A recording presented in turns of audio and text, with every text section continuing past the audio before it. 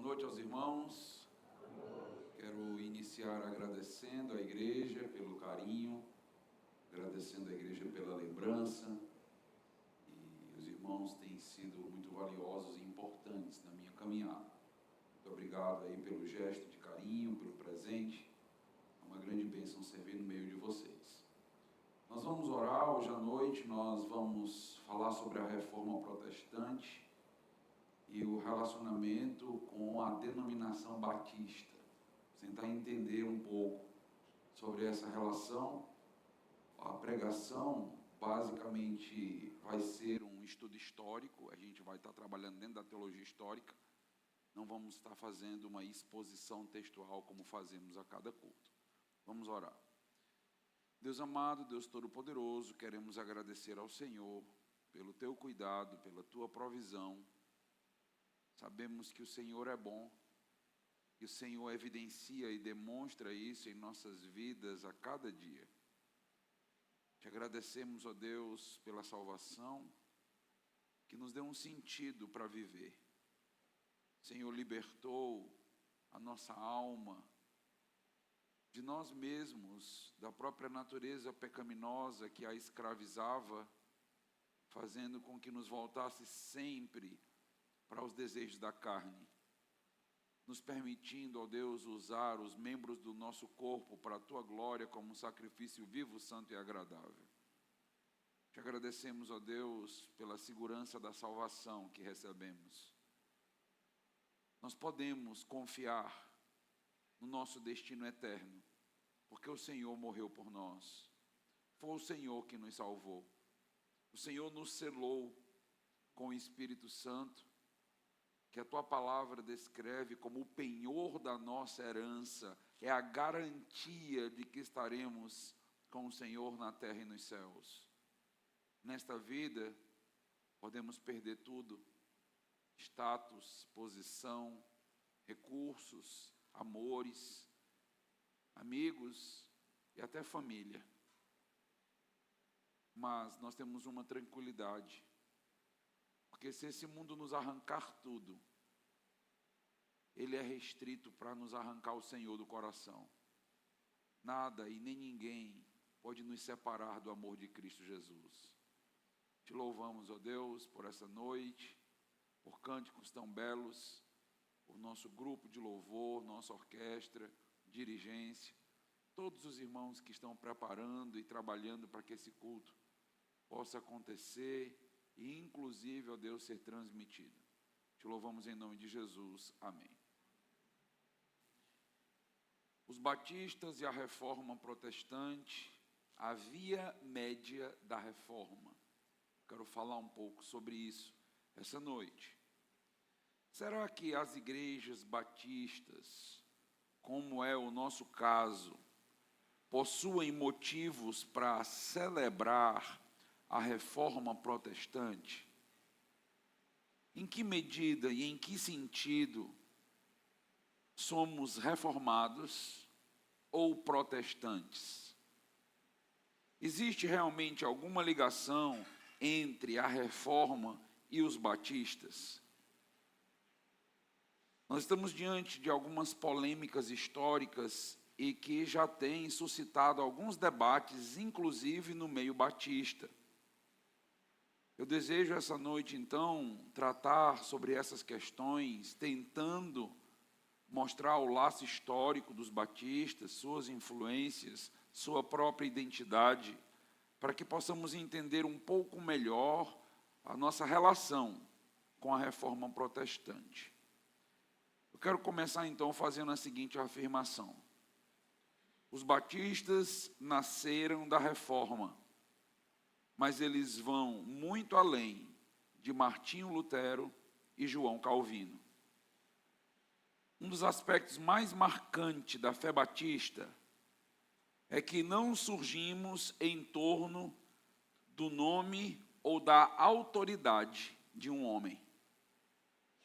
Enquanto muitos movimentos reformados levaram o nome dos seus líderes, como é o caso do luteranismo, que aponta diretamente para Martinho Lutero, o calvinismo, que aponta diretamente para João Calvino, os batistas sempre se entenderam como um povo identificado unicamente pelo Evangelho, pelas Escrituras e pelo Senhor Jesus Cristo.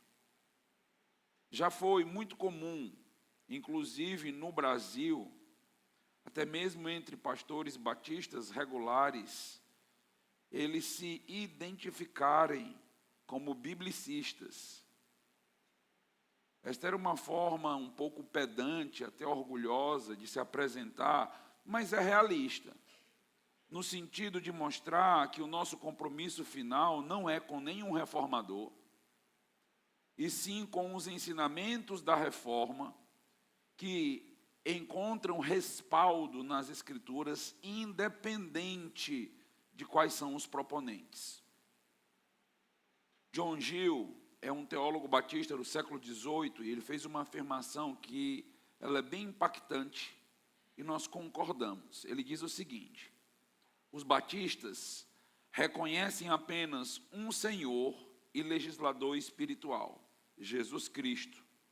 Nenhum homem, concílio ou credo pode substituir a autoridade suprema da palavra de Deus. Isso porque os nomes mudam, mas a fé é sempre a mesma. É exatamente assim que os batistas creem. Os batistas entendem que devem celebrar a reforma, porque esta não foi apenas uma ruptura denominacional ou institucional, mas trata-se de uma restauração teológica das verdades bíblicas centrais e que são condizentes com as Escrituras. O legado da reforma não pertence a uma denominação, não pertence aos luteranos, não pertence aos calvinistas, mas a todo o povo de Deus que confessa as mesmas verdades fundamentais. Como eu vou mencionar daqui a pouquinho, nós concordamos com muitas das doutrinas que são propostas por Martinho Lutero e por João Calvino, mas também discordamos de algumas. Nós não usamos uma camisa de força e dizemos, somos calvinistas e abraçamos tudo que as institutas de Calvino afirmam. Também não usamos uma camisa luteranista. Isso é o batista. Reconhecemos que as influências para a formação da fé batista não vêm apenas desses dois entes e grandes personagens da reforma. Nós reconhecemos que antes da reforma, 1500 anos, e até os pré-reformadores, como eu irei mencionar, eles são importantes para a identidade batista que surge ali no período da reforma, como é o caso, por exemplo, de um homem chamado Eurico Zwinglio, que ele deu a nós uma base importante para uma parcela da nossa doutrina, e também um grupo chamado Anabatista, que também nos ajudou à formação da nossa doutrina. Então, o batista, nós gostamos inclusive de brincar quando estamos conversando entre denominações diferentes. O batista pegou o melhor das denominações. Então, nós saímos olhando para os reformadores, olhando para os conceitos, vendo que era comum e de acordo com as Escrituras, e aí surge o batista. Então, o nome batista, ele pode gerar um problema. Ele surge no período da reforma, mas as verdades batistas, elas são bem mais antigas. Desde os tempos dos apóstolos, nós reconhecemos que houve crentes regenerados e que já buscavam viver de maneira séria e viver as Escrituras. Rejeitavam, por exemplo, um mediador humano que fosse além de Jesus Cristo, o único mediador entre Deus e os homens. E já defendiam a fé pessoal, que são bases defendidas pelos batistas. Em cada era, Deus preservou essa percepção teológica, ainda que as instituições mudassem, mas Deus tinha o seu povo de Deus em cada um dos períodos até a Reforma Protestante. Podemos dizer, Deus sempre teve uma espécie de remanescente que não dobrou os joelhos diante de Baal, assim como ele fez com Israel. A maneira então de olhar para a Reforma Protestante deve ser como o retorno para uma forma correta e não uma inovação, como muitas vezes nós sofremos acusações. A Reforma Protestante não foi a criação de uma nova fé, mas o retorno às Escrituras. A Reforma não inaugurou uma verdade, apenas reformou o Evangelho, que havia sido deformado por séculos em uma religiosidade vazia e institucional. Antes de Lutero, Calvino ou Zwinglio, não existia batistas. Mas Deus sempre preservou homens fiéis, seus filhos salvos, nas mais diversas expressões e denominações históricas. Eles mantiveram a fé bíblica acesa durante todo o período medieval, por exemplo. E pensar assim, meus irmãos, é uma forma equilibrada de pensar os batistas. Apesar de eles surgirem na Reforma, eles fazem parte do povo fiel de Deus durante toda a história. Podemos dizer que nos identificamos, por exemplo, com um homem chamado Pedro Valdo, século XII, de onde vem um grupo religioso chamado de Osvaldenses. Eles já pregavam, antes da existência dos batistas, a autoridade das Escrituras acima da tradição, defendiam que a pregação não deveria estar sujeita ao sacerdote e também entendiam a vida simples, defendendo a tradução da Bíblia para o povo. Também nós podemos dizer que os batistas se identificam com John Wycliffe, século XIV, na Inglaterra, Jean Hus, século XV, na Boêmia, porque antes dos batistas, eles já defendiam também a centralidade de Cristo, a suficiência da graça, a necessidade de uma fé viva, se levantando então contra as deturpações e as heresias. Esses e muitos outros homens que nós poderíamos citar, homens piedosos, crentes sérios, que anteciparam os princípios da reforma, por isso que muitos deles são chamados de pré-reformadores. Eles ecoam aquilo que os batistas viriam depois sustentar. Não por sucessão institucional, mas por coincidência teológica, preservação de Deus, do seu povo. Assim, meus irmãos, os batistas, eles não são descendentes diretos desses grupos. Não são herdeiros da denominação, mas da mesma verdade bíblica que eles guardavam. Isso significa o quê? Significa que nós rejeitamos, por exemplo, uma teoria chamada de rastro de sangue, para explicar a origem dos batistas. Algumas tradições batistas mais antigas sustentavam a ideia de uma espécie de sucessão ininterrupta dos batistas desde João Batista. Essa tese, meus irmãos, foi defendida então num livro que inclusive existe em português, chamado O Rastro de Sangue.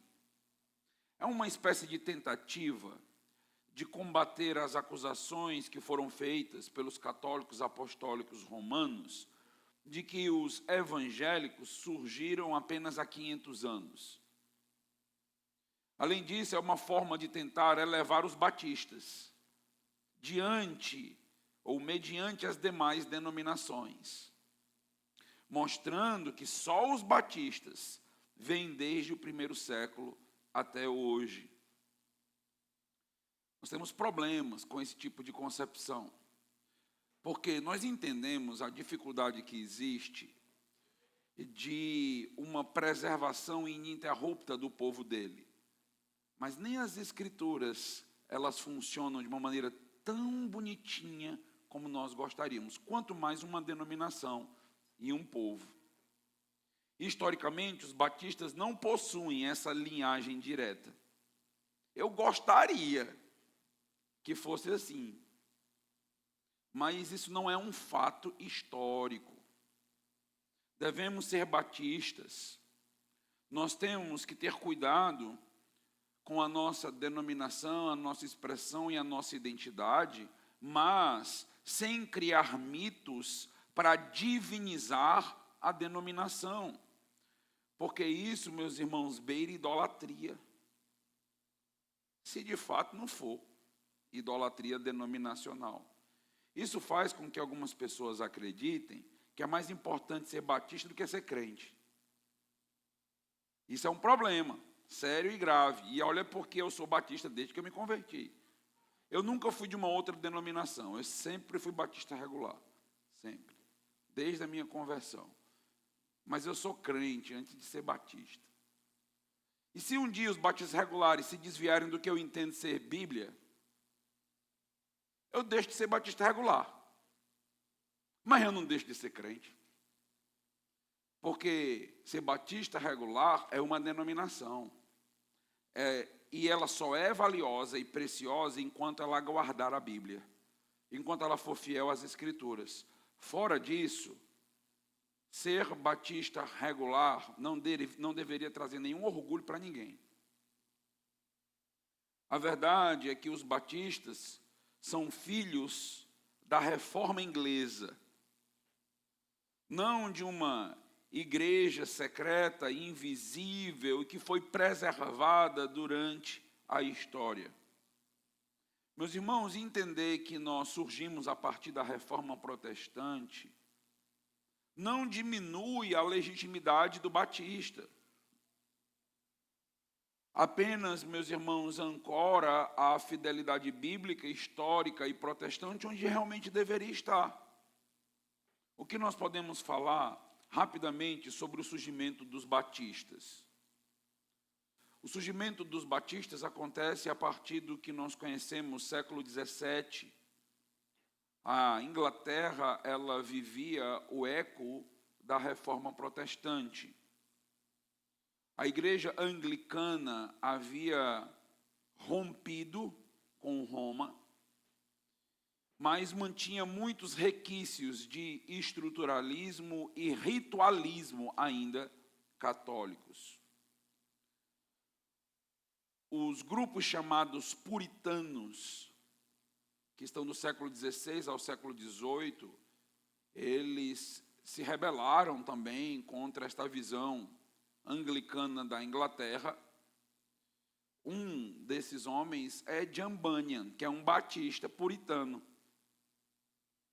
Os irmãos conhecem, escreveu o livro Peregrino. E nós temos um outro grupo chamado de separatistas. Esse grupo de separatistas, eles às vezes coincidiam com os puritanos, às vezes não. E esse grupo queria uma reforma mais profunda. Esse grupo entendeu que a reforma protestante, ela precisava protestar um pouco mais. E por não concordar, por exemplo, dentre outras coisas, com uma religião estatal, com um relacionamento com o Estado, a ponto de quem nascia na Inglaterra automaticamente recebia, então, a condição de fazer parte do povo de Deus. Alguém não poderia ser considerado povo de Deus se não nascesse de novo. Era a visão, então, deste grupo separatista. Não fazia sentido, por exemplo, batismo infantil, simplesmente por nascer na Inglaterra. Por isso seria preciso crer, para que pudesse haver um batismo condizente com as Escrituras. Aí a defesa do credobatismo, que para nós já dura mais de 500 anos, e nós entendemos que é o preceito bíblico. Dentre os grupos que defendiam essas ideias de rupturas, consideradas então revolucionárias, dentro daquele contexto e época, nós temos o surgimento de dois nomes importantes. Um deles é John Smith e o outro é Thomas Harris. Então, esses dois homens aqui, eles são importantes por quê? Porque eles faziam parte deste grupo separatista inglês, que não concordava com o anglicanismo, ou pelo menos com algumas práticas do anglicanismo, e a não concordância com o Estado naquele período, naquele momento, gerou perseguição destes revolucionários ou considerados revoltosos. E estas pessoas, elas começaram a ser ameaçadas de, inclusive, pena de morte. E então ficou impossível continuar vivendo na Inglaterra. E começaram então a migrar, começaram a fugir para a Europa. Um grupo foge então para a Holanda. John Smith, Thomas Harris vão para a Holanda. E em Amsterdã, em 1609, nasceria a primeira igreja batista oficial, ali dentro do contexto holandês, no início do século XVII.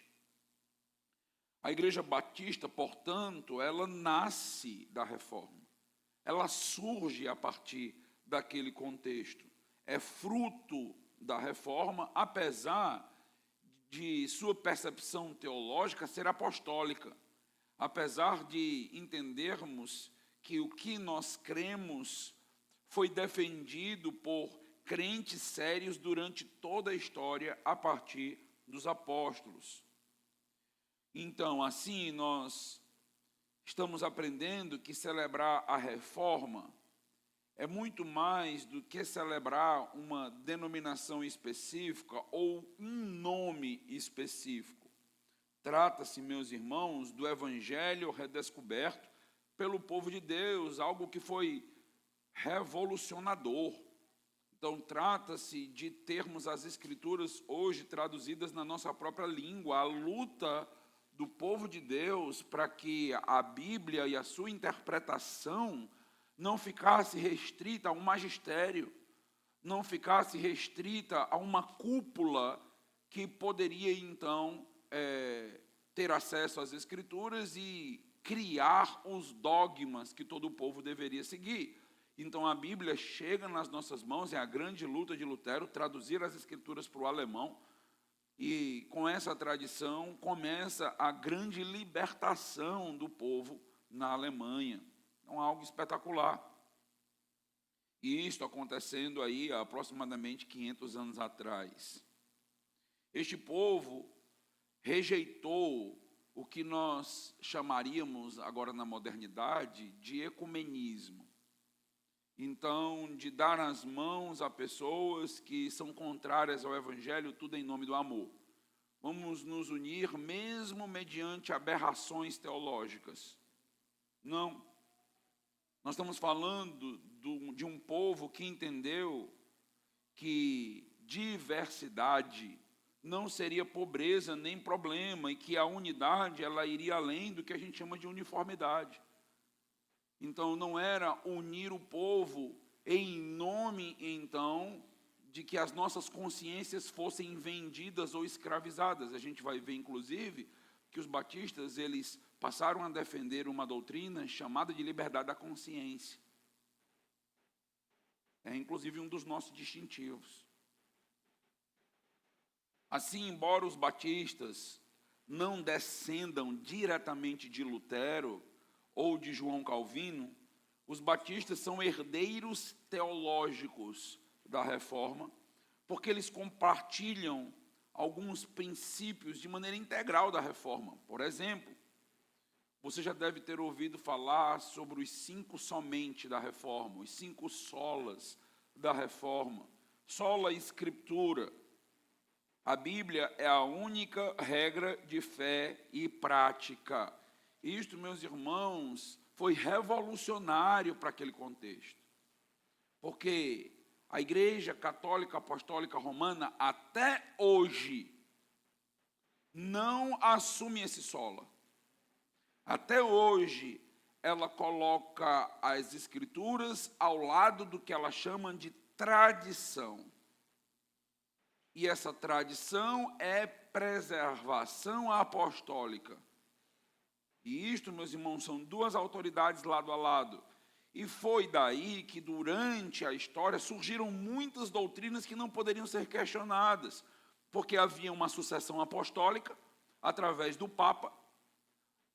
Essa sucessão apostólica acabava também trazendo a herança de uma tradição oral que só eles conheciam, e a partir disso, dogmas esquisitíssimos e que inclusive contrariam as Escrituras começam a ser criados, e aí começa-se a tentar harmonizar o dogma com a tradição oral, e aí você cria uma monstruosidade religiosa, porque aí textos claros das Escrituras precisam ter interpretações diferentes para poder estar condizente com a tradição que eles estavam defendendo. E aí você tem ali o brado do sola escritura e diz, não, é só a Bíblia, é só a Bíblia. A Bíblia é a única regra de fé e prática do povo de Deus. Pronto. Então, declarações de fé são valiosas, são importantes, desde que estejam em completa condizência com as Escrituras. Desde que se subordine às Escrituras. Desde que, ao ler a declaração de fé, você percebe, isso é Bíblia. Isso é Bíblia. De maneira clara, direta. E a partir deste sola, a gente cria, inclusive, regras hermenêuticas. Eu não tenho tempo para entrar nisso aqui. Isso aqui gera um monte de coisa. Mas é a partir do sola da Escritura que você agora vai, então, ler tudo e qualquer outra coisa. Então, toda e qualquer prática litúrgica, os credos, as tradições, os pais da igreja, porque há muito apelo na tradição aos pais da igreja. Ah, mas São Tomás de Aquino disse isso. Ah, mas Agostinho disse aquilo. O que Agostinho e São Tomás de Aquino disseram que é contra a Bíblia, eles estão errados e acabou. Não tem nem conversa. Então, Martinho Lutero diz isso explicitamente, claramente, quando se levanta contra ele a acusação de que ele estava se levantando contra toda a tradição. E ele diz que caia Aristóteles, que caia Tomás de Aquino e que sola a Escritura. Acabou-se. É isso mesmo. Então, a nossa base é a Bíblia, e quando ela é contradita, pode ser por quem for, nós então ficamos com as Escrituras. E nós concordamos completamente com isso. Somente a fé. Salvação é somente pela fé. Veja que cada sola desse dá uma pregação inteira, dá aulas aqui. Tem livros inteiros. Tem livro de 200, 300 páginas sobre cada sola. Eu consigo fazer 16, 18, 20 aulas de EBD sobre cada sola. Tem muita coisa. O que a gente olha aqui sobre o sola fide é um combate, na época também, à salvação por obras, às relíquias. E Martinho Lutero vai dizer, justificação é somente pela fé. Sola gratia, a salvação é dom gratuito, graça de Deus. E isso, meus irmãos, tem um problema sério contra a ideia da instituição, da religião. Então, não tem mérito para ninguém, nem para a instituição, nem para o homem, só para Deus, na regeneração. Solos Christus, Cristo é o único mediador entre Deus e os homens.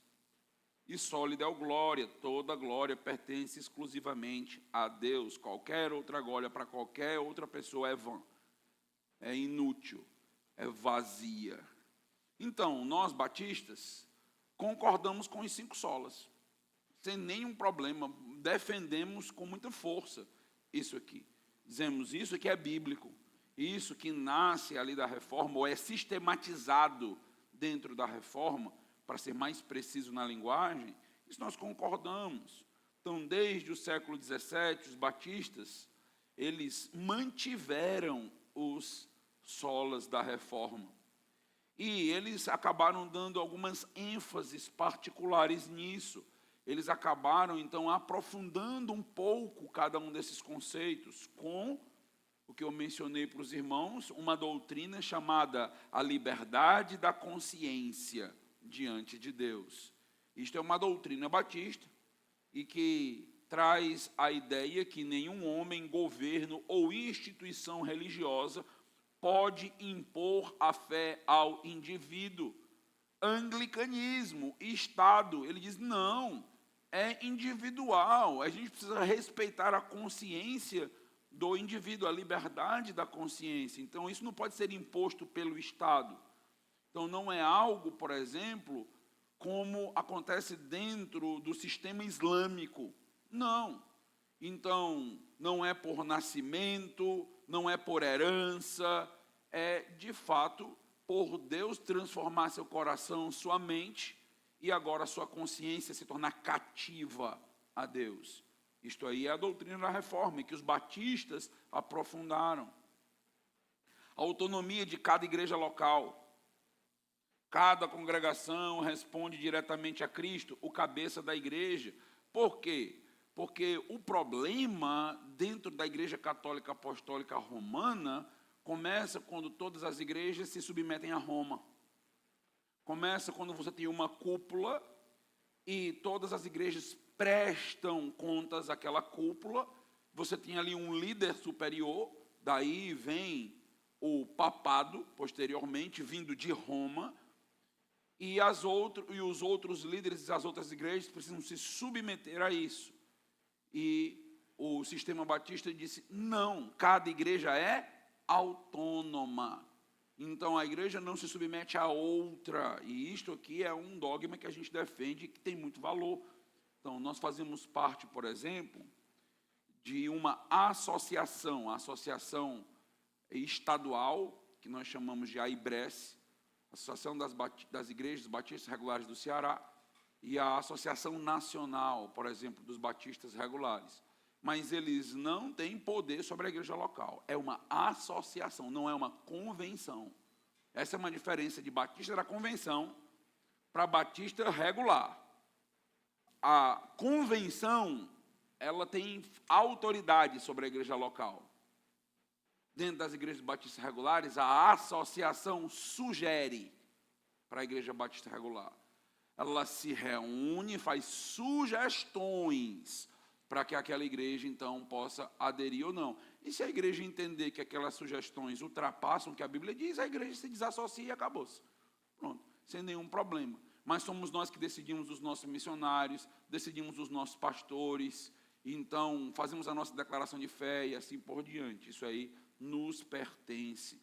Então, é isso que acontece com as igrejas. Então, além desses aspectos, os batistas são considerados uma expressão própria da reforma, diferente, então, do luteranismo e do calvinismo. Por isso que eu comecei chamando os batistas de uma via média ou de uma terceira via dentro dos reformados.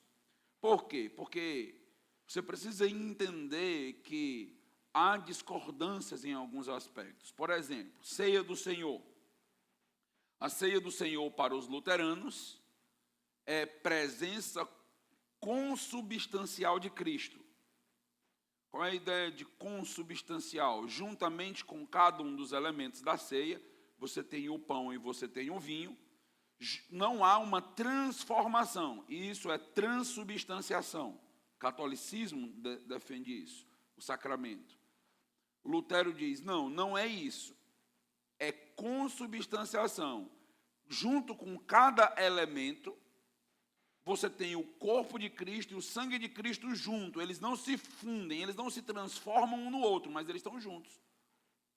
Presença real.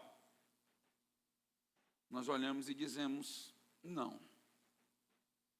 Calvino diz presença espiritual de Cristo na ceia. Cuidado com algumas músicas, meus irmãos, que a gente canta. Quando a gente diz, olha, é Cristo quem está servindo a ceia. É quem está servindo a ceia? Isso aí é doutrina presbiteriana aliancista.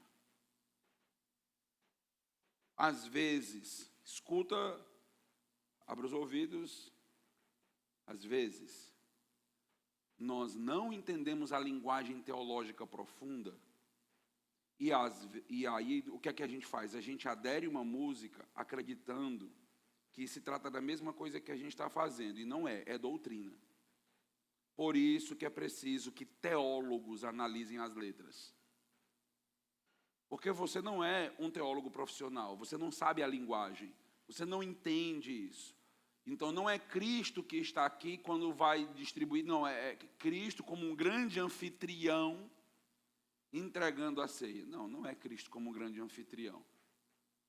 Lembrou de alguma música? Pois é, receba. Os batistas aqui, eles creem como Zwinglio, é memorial. Ceia é em memória de mim, é memorial. Então veja, é uma terceira via, não é Lutero, não é Calvino, é Zwinglio. Isso é ser batista. Interessante que os batistas conhecem muito Calvino, muito Lutero e zero Zwinglio. Por quê? Se ele também compõe a nossa doutrina. Quanto ao batismo, luteranos, infantil, batismo infantil no luteranismo, como sinal de aliança. No calvinismo, infantil, como sinal do pacto. Batista, credobatismo.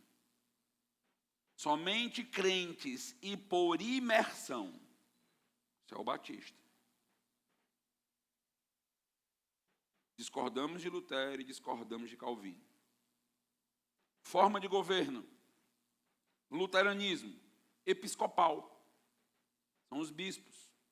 Calvinista, presbiteriana. São os presbíteros. Batista, qual é a nossa forma de governo? Congregacional, muito bem, congregacional. Relação da igreja com o Estado. Luterano, igreja nacional. Calvinista, igreja debaixo do governo cristão. Batista, separação entre igreja e Estado. Liberdade religiosa. E aí você tem os enfoques teológicos. O luterano tem um enfoque muito grande na justificação pela fé. Os calvinistas, soberania de Deus. E os batistas, liberdade da consciência e fé pessoal responsável. São ênfases diferentes dentro da própria teologia.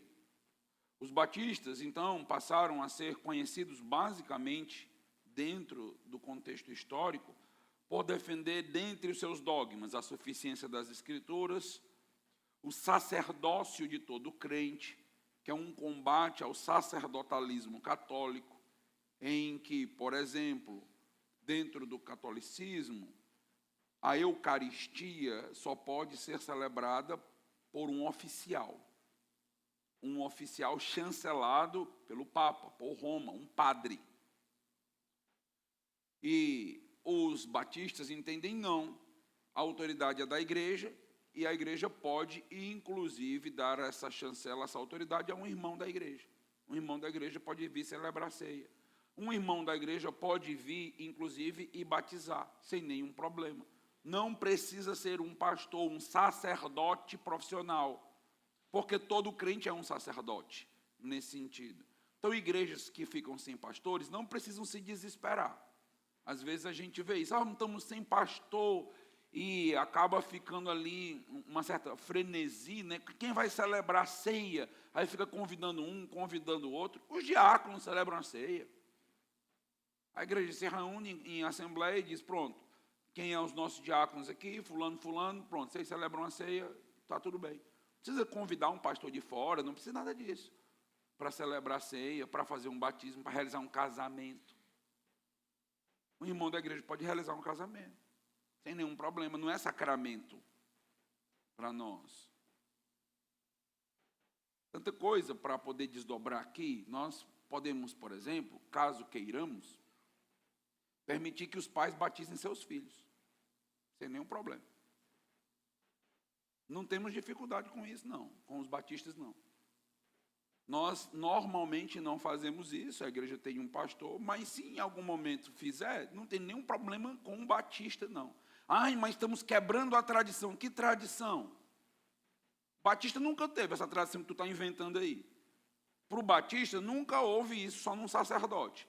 Às vezes, a gente fala de tradição e nunca estudou nossa tradição. Você ouviu falar, eu tenho 40 anos de crente, certo? 40 anos de crente é uma coisa, a igreja tem 500 anos. Tradição é essa. São 500 anos de uma igreja, meu amigo. 500 anos de batista. O que é a tradição? O que é isso aí? O que foi que a gente nunca fez? A gente precisa estudar isso, meus irmãos. A gente precisa conhecer isso. Porque a tradição ela não é feita apenas por uma igreja local, com práticas que são feitas e se tornam hábitos por anos. Nós somos batistas, nós temos uma identidade histórica. E às vezes a gente quer proibir algo que a igreja sempre fez e que os batistas nunca proibiram. Então a gente tem que ter com certa cautela, a gente tem que perguntar, isso é batista? Isso que a gente está fazendo tem algum problema dentro das nossas doutrinas? No lugar de dizer, eu não concordo com isso. Concorda por quê? Eu não concordo porque eu aprendi assim. E quem disse que tu aprendeu certo? Fato é fato, dado é dado, base é base. Então, não se inventa dados, não se inventa fatos. A gente precisa conhecer quem nós somos. Precisamos conhecer nossa história. Nós acreditamos no sacerdócio de todo crente. Credo batismo, como eu disse para os irmãos, batismo apenas após a regeneração. Isso é uma marca nossa. É uma marca do batista. Você precisa crer e ser batizado. É uma marca. Então, nós não batizamos crianças, porque se não precisa da regeneração para batizar, então, podemos batizar crianças. Separação da igreja com o Estado, isso aqui é importante, temos que ter cuidado, em um vínculo muito estreito de igreja com o Estado. Os batistas nunca defenderam esse tipo de relacionamento, igreja com o Estado. Isso não é batista. Nós não pensamos num Estado teocrático em que quem vai governar e legislar são os crentes. Isso não é batista. Tem outras denominações que pensam assim, mas isso não é batista. Mas eu estou lendo um livro tão legal que fala sobre isso, certo? Mas tu é batista. Tu tem que saber disso. Eu tenho que comparar e dizer, isso aqui é legal, mas isso aqui está dentro de um escopo teológico lá. Então, eu tenho que saber o que é que eu estou lendo, as ideias, os princípios. Governo congregacional, meus irmãos, é uma marca nossa. Coerência com a ideia reformada de que Cristo é o cabeça da igreja.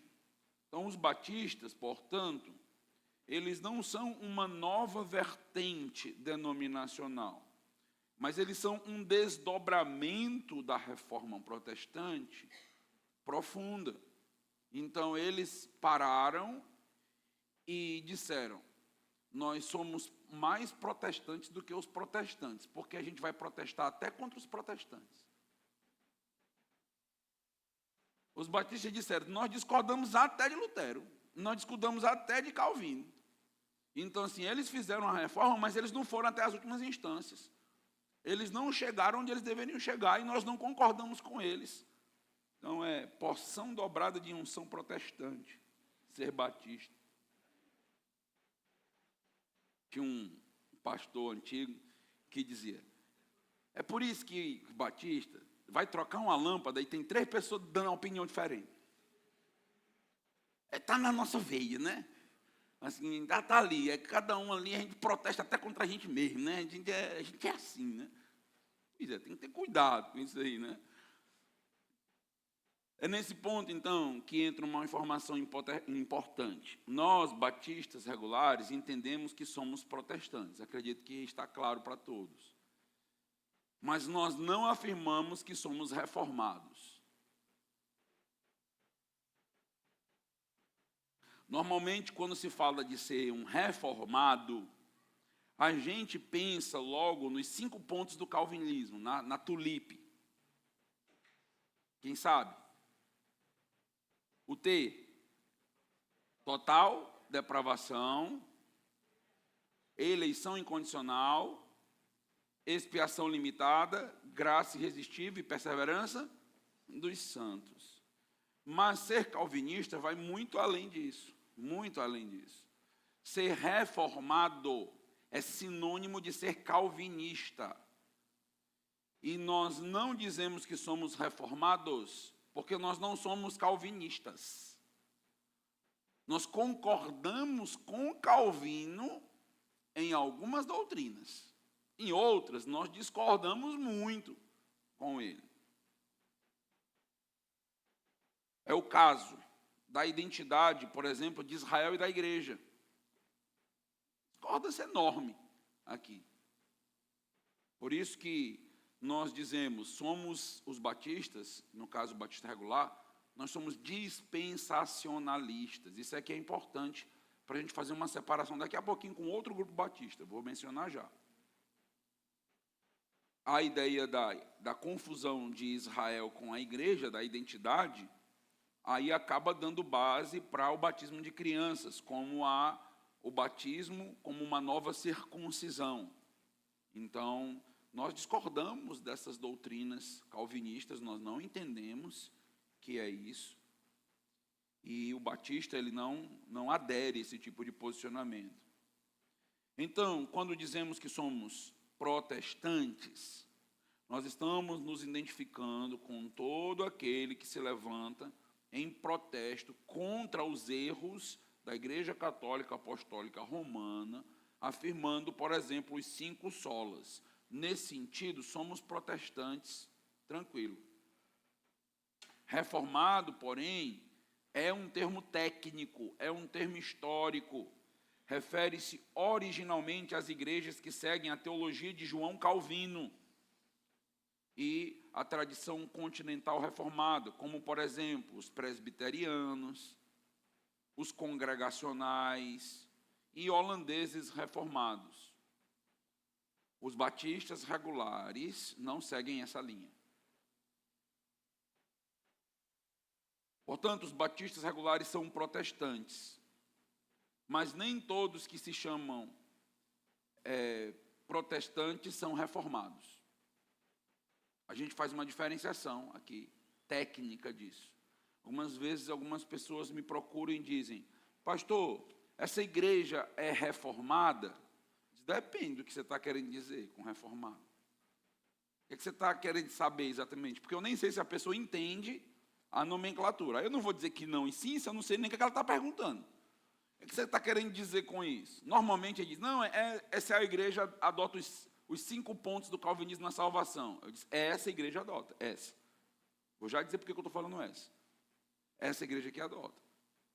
Então, é isso que você chama de reformado? Pronto, eu sou protestante. Nesse ponto aí, é isso aí, não tem um problema de ser chamado reformado. Porque ele não entende as implicações técnicas que existem. Mas nós sabemos, então por isso que nós não nos identificamos assim. Os batistas, então, eles são protestantes, mas não são reformados por quê? Porque diferem no batismo, diferem na forma de governo, diferem na visão da ceia, diferem na visão do batismo, diferem na identidade de Israel e da igreja, e na distinção quando se refere à liberdade da consciência e da igreja local. Tudo isso aqui nós discordamos.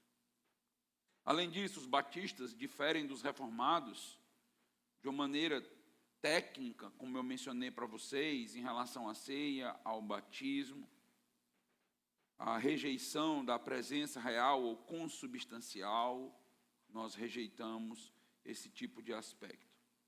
Então, nos nossos dias, tem crescido no Brasil um movimento chamado de batistas reformados.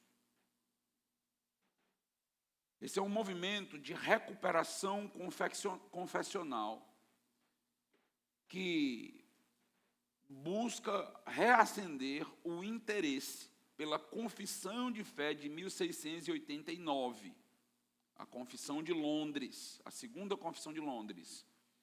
Então, existem algumas confissões batistas.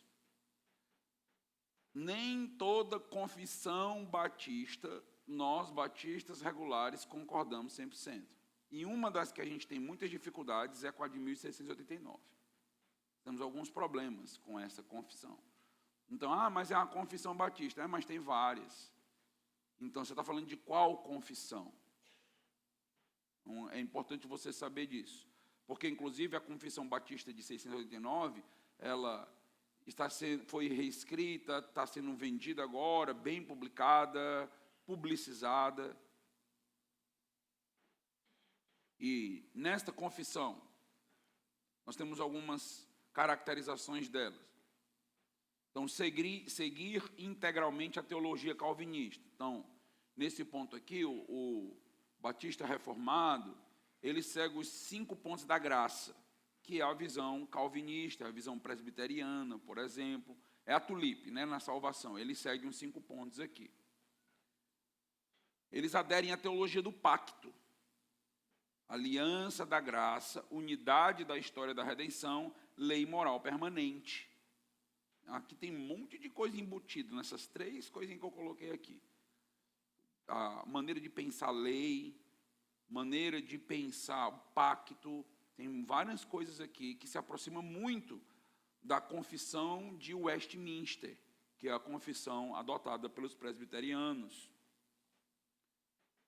Os teólogos batistas reformados valorizam fortemente a confessionalidade histórica. E com confessionalidade, eu estou falando da confissão de 689.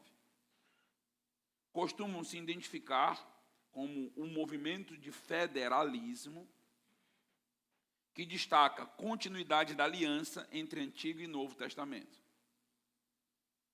E aqui eu estou falando de Jonas Madureira, dando nome aos bois. Estou falando de Franklin Ferreira, que às vezes a gente escuta e são nossos irmãos em Cristo. Aqui eu não estou denegrindo, aqui eu estou descrevendo.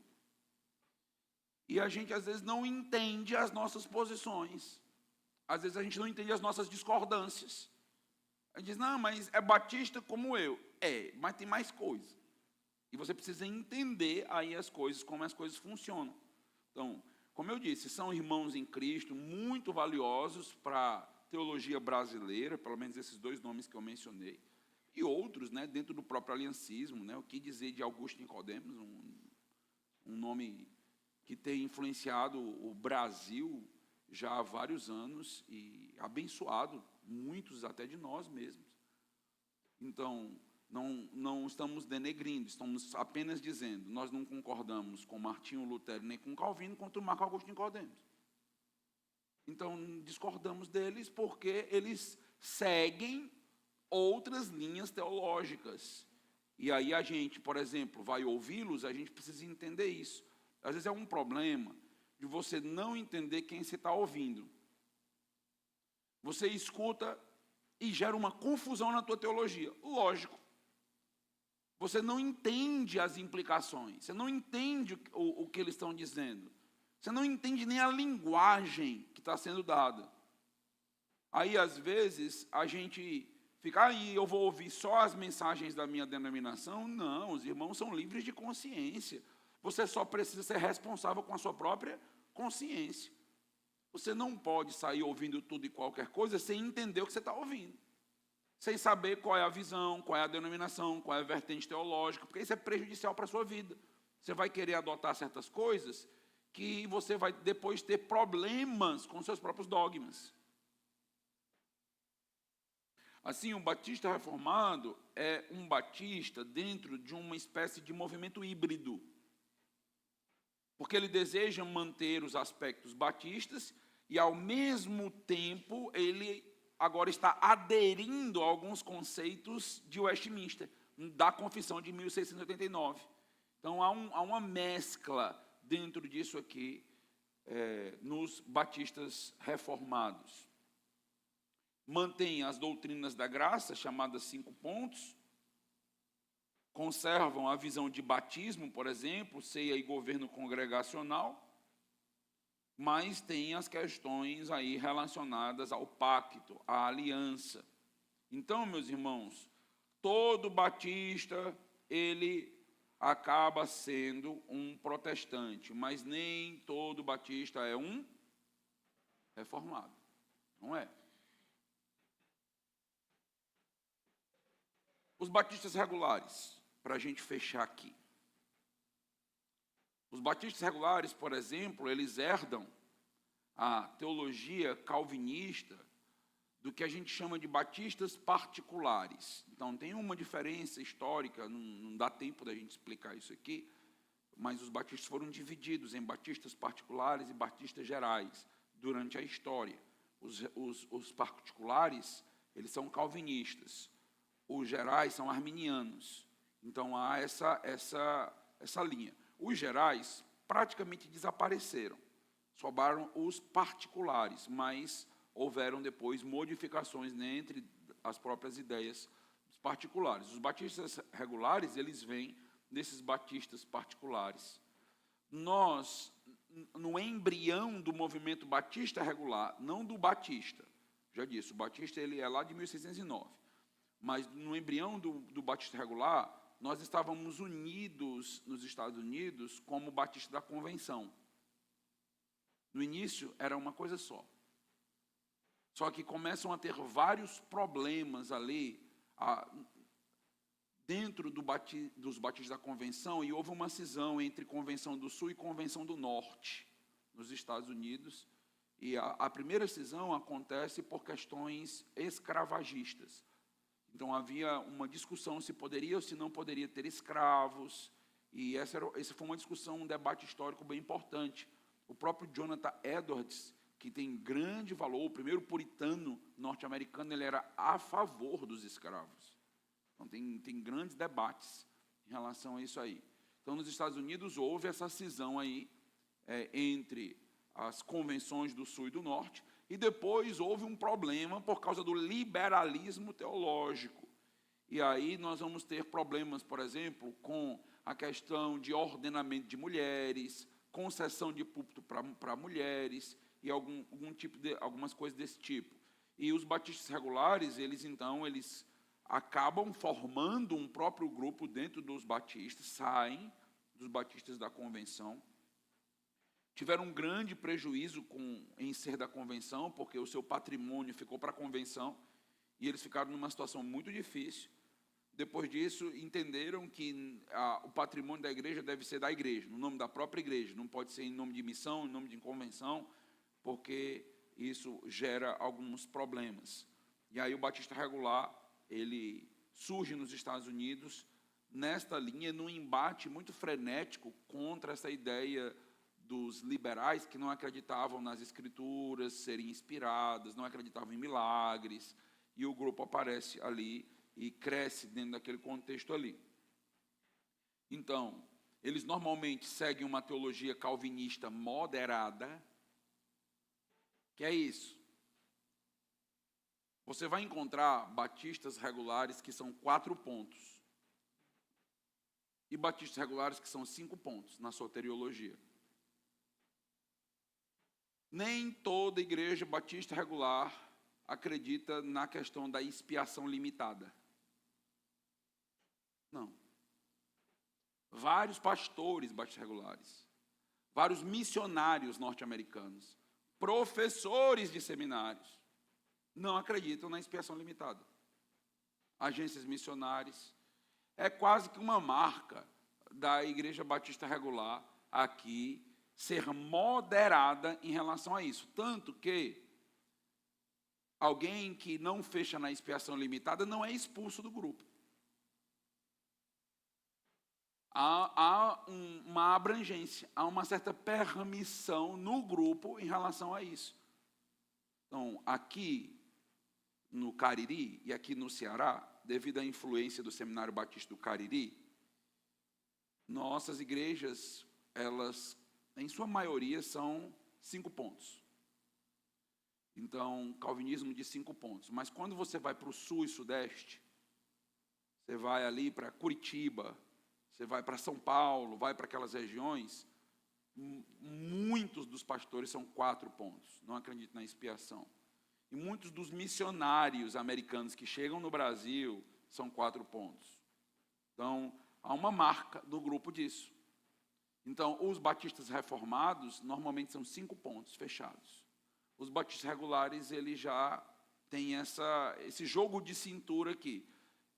É interessante, porque, às vezes, um seminário calvinista permite que um professor 4 pontos venha ensinar. Mas, às vezes, um 4 pontos não permite que o 5 pontos vá lá ensinar. Interessante isso. Mas é uma marca nossa,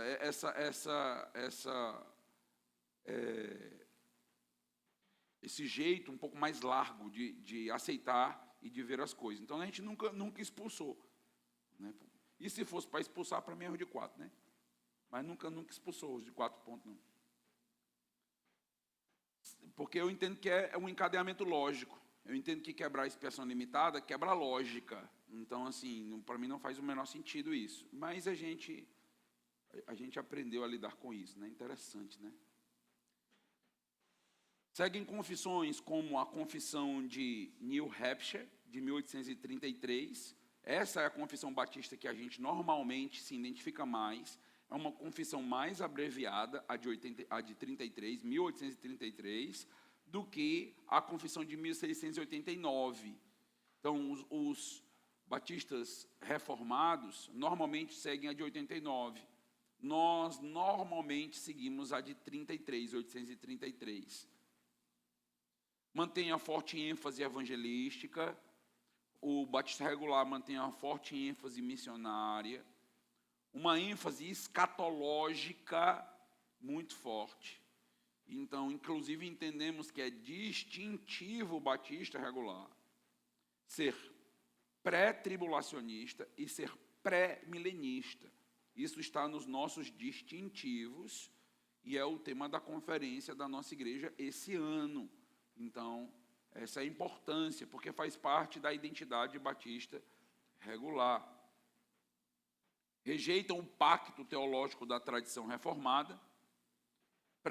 Preferimos falar de dispensações do que de alianças, de pactos. Nós não entendemos que a Bíblia é dividida em 2 pactos. Então, nós falamos de dispensações. Daí vem a ideia do dispensacionalismo. Então, nós temos a nossa identidade própria. O batista regular é pequenininho, mas é limpinho. No sentido de ter a sua própria identidade. Então, assim, a gente é quem a gente é. A gente não está imitando ninguém, a gente é isso. Eu quero fazer parte de uma igreja batista regular. A gente é quem a gente é, você não vai mudar a gente. A gente já é assim há muitos e muitos anos. Nós não somos uma igreja aventureira que começou ontem. Somos uma igreja histórica. Então, nós temos aí todo um lastro histórico, apesar de não ser o rastro de sangue, mas é um lastro histórico aí que nos traz uma certa segurança teológica. Então, nesse sentido, você está chegando numa igreja que sabe muito bem quem ela é. A igreja batista regular, ela não está em crise identitária. Quem nós somos, o que é que a gente vai ser? Não. É uma identidade estabelecida, sólida, firme, histórica. Nós sabemos quem nós somos. A igreja batista regular Canaã, por exemplo, pode estar comemorando apenas 28 anos. Mas o movimento batista regular não está comemorando 28 anos. Nós temos igrejas centenárias. Então, seguindo a mesma linha histórica. Então, é importante você saber isso. E para mim, meus irmãos, é algo que traz segurança, tranquilidade. Saber que você não está aqui aos ventos de um pastor aventureiro que decide simplesmente pregar o que bem quer e bem deseja e você tem que aceitar. Como acontece às vezes em alguns contextos evangélicos. Qual é a doutrina? Qual é a declaração de fé? Não, é implícita, é a do pastor. O que o pastor pregar, todo mundo aceita. Isso não é a igreja batista regular. Não é. A igreja batista regular, ela sabe quem ela é. Ela entende sua identidade. E os irmãos precisam saber disso. Para quê? para que os irmãos cobrem os pastores de que eles sejam batistas regulares. Os pastores saíram da igreja. Hoje, nossa igreja tem eu como um pastor, o pastor Márcio. Os pastores saíram. Vamos convidar um pastor. Se você não sabe nem quem você é, qualquer coisa serve. Não é não verdade? Lembra da Alice no País das Maravilhas? Para onde eu vou, para onde eu vou, né? Você não sabe para onde é, qualquer lugar serve. É mais ou menos isso. Se vocês não sabem quem vocês são, então serve qualquer pastor. Vindo, pastor, o importante é ele ser piedoso. Mas dá mal. É só questão de tempo, de ter problema. Então a gente precisa saber, olha, a nossa linha é essa, a nossa identidade é essa. Eu preciso saber quem eu sou. Você está entrando numa igreja, você precisa saber, você precisa entender. Meus irmãos, todo mundo que está entrando na membresia da nossa igreja está fazendo um curso entendendo o que é ser batista regular. Tem aulas, passam por 10 aulas, entendendo o que é um batista regular, o que são os distintivos, o que é. A gente tem que entender quem nós somos. Nós temos que compreender isso. Isso é de suma relevância para todos nós. E por que usamos ainda hoje o termo regular? O termo regular não é porque a gente é mais ou menos, não. A gente é uma igreja boa. Então, o termo regular diz respeito a regras. Então, o termo regular diz respeito a que a Bíblia é a nossa única regra de fé e prática. E tudo é estabelecido a partir das Escrituras. É a partir das Escrituras que vem os nossos regulamentos. Por isso, regular. É a Bíblia como autoridade final.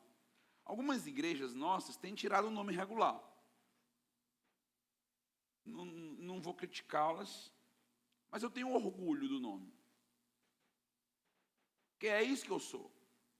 Eu sou alguém de acordo com o que as Escrituras definem e delineiam. Agora, eu entendo que a cultura às vezes não entende.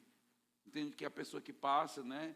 Uma vez, estava passando um rapaz aqui, eu estava ali na porta, aí eles estavam conversando, não me viram, eu disse, essa aí, igreja aqui é regular, é aquela que não pode nem cortar o cabelo.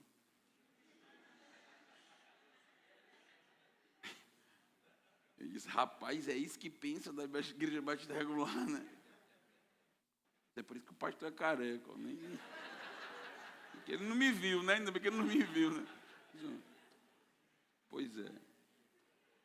Mas não é esse tipo de regra, não é legalismo, não. Então, assim, legalismo não é algo lícito e não é algo aprovado por Deus. Então, de acordo com as regras, talvez alguns confundam isso, né? Assim, já que a igreja é regular, vamos criar regra, né? Não, meu amigo. Já tem, é a Bíblia. Você está aqui, né? Está aqui, a Bíblia é a regra, é a Bíblia que norteia a nossa vida. É ela, né? Então, não é uma igreja legalista, não é nada disso, não. Então, eu encerro essa noite, trazendo esse apanhado histórico, essas explicações para os irmãos, dizendo que nós temos motivos, sim, para celebrar a Reforma Protestante, para nos alegrar com essa data, como batistas regulares, apesar de entendermos que as ideias da Reforma, elas não são inovadoras, elas já existiam nos 15 anos anteriores ao século XVI, mas era necessário que se levantasse ali um homem, um grupo, e que se posicionasse diante da cultura, diante das aberrações. Meus irmãos, isso continua sendo necessário. Às vezes a gente elogia tanto a Reforma Protestante, mas quando se levanta um pastor que faz uma crítica séria ao contexto social, evangélico, a gente diz, mas como foi forte, você não conhece Lutero. Se você lê 30 páginas de Lutero, 30 páginas, você vai entender o que é ser forte. Você não sabe o que é ser forte. Não sabe como Lutero chamava o Papa. Como Lutero chamava a Igreja Católica. Você não tem noção do que é isso, não. Ele foi para o embate, meu amigo. Foi para a guerra. A Reforma Protestante foi um embate duro, grande, sério, para que a gente existisse. E isso, meus irmãos, vai ser necessário em alguns momentos. Vai ser necessário a gente ir para um embate cultural, denunciar evangelhos como prosperidade, teologia coaching, curandeirismo, misticismo, todos esses tipos de promessas vazias que misturam o evangelho com aquilo que as pessoas querem ouvir, o consumismo das pessoas. É preciso que a gente venha e diga, está tudo errado e acabou, se é isso mesmo, fazendo a separação do que é de fato o evangelho. Sempre existiram pessoas assim. É preciso ter a ousadia, a coragem de continuar. A reforma que começou há 500 anos atrás, aquela reforma, talvez ela tenha sido o estopim, o início, um exemplo, um paradigma de outras reformas que precisam acontecer. E talvez algumas reformas que precisam acontecer nos nossos dias precisem acontecer no próprio meio evangélico. Hoje, talvez a luta ferrenha não seja nem contra a Igreja Católica Apostólica Romana. Talvez seja contra o próprio meio evangélico, que com um evangelho completamente deturpado, está prestando um desserviço ao reino de Deus. E é preciso denunciar, é preciso reformar, e é preciso decidir, meus irmãos, não se conformar com a deformação. Reformar, ganhar uma nova forma, uma forma bíblica, mesmo que todos ao nosso redor estejam indo numa onda, estejam indo numa correnteza, é preciso nadar contra a maré, é preciso nadar contra a correnteza. Sejamos exemplos para os nossos filhos. Se Cristo não voltar, nossos filhos vão precisar ser muito corajosos. A situação está cada vez mais difícil. Na cultura, está difícil já achar a igreja séria nos nossos dias. Imagine a próxima geração. Geração dos nossos filhos, geração dos nossos netos. Nós temos uma grande missão. Sermos os fiéis dessa geração. Para que a gente possa mostrar para os nossos filhos que crentes sérios existem. Porque pode ser que lá na frente eles procurem um crente sério e não encontrem mais. Buscando gente séria, sem conseguir ter contato com elas. Sejamos, meus irmãos, continuemos sendo crentes sérios na nossa casa, na nossa igreja, reformando o que precisa ser feito, e com a ousadia e a coragem que os reformadores tiveram, que os batistas tiveram, tendo posicionamento, entendendo quem nós somos, porque a nossa geração já precisa de nós, e a próxima depende de nós. Depende dos exemplos que nós vamos dar para eles. Deus continue a nos dar anos e mais anos, lembrando da reforma, celebrando a reforma e fazendo as reformas que precisarmos fazer. Amém? Vamos orar. Deus amado, Deus Todo-Poderoso, muito obrigado, Senhor, por esse tempo de esclarecimento, de informações, reflexões. Tudo começou na vida de Lutero, quando ele estava lendo Romanos capítulo 3, entendeu a justificação, compreendeu que a salvação individual não depende de igreja, não depende de boas obras, não depende de méritos próprios, depende única e exclusiva da fé em Cristo Jesus. E o Senhor o aliviou, e o Senhor libertou aquele homem. E, ó Deus, um homem liberto pelo Evangelho pode libertar o mundo. Nós fomos libertos pelo Evangelho, Senhor. Somos crentes. Não vivemos em 1517, estamos em 2025. Mas nos colocamos à tua disposição para fazer a reforma que for necessária. Para não deixar o Evangelho ser deturpado. Para sermos o pelotão de frente nessa batalha, nessa guerra, conhecendo a tua palavra. Para não sermos enganados, nem deixarmos as pessoas serem enganadas. Nos dá sede, Senhor, de estudar a tua palavra, sede de conhecimento, sede de teologia, para que possamos, ó Deus, continuar mantendo a tua igreja e preservando esse evangelho tão belo que nos alcançou e pode salvar tantas pessoas. Em nome de Jesus, amém. Então, pós-lúdio, meus irmãos, Após o nosso pós-lúdio, nós estamos encerrando o nosso culto. Deus possa, então, nos abençoar. Lembrando aí que próximo domingo, pela manhã, os irmãos que puderem estar conosco, venham.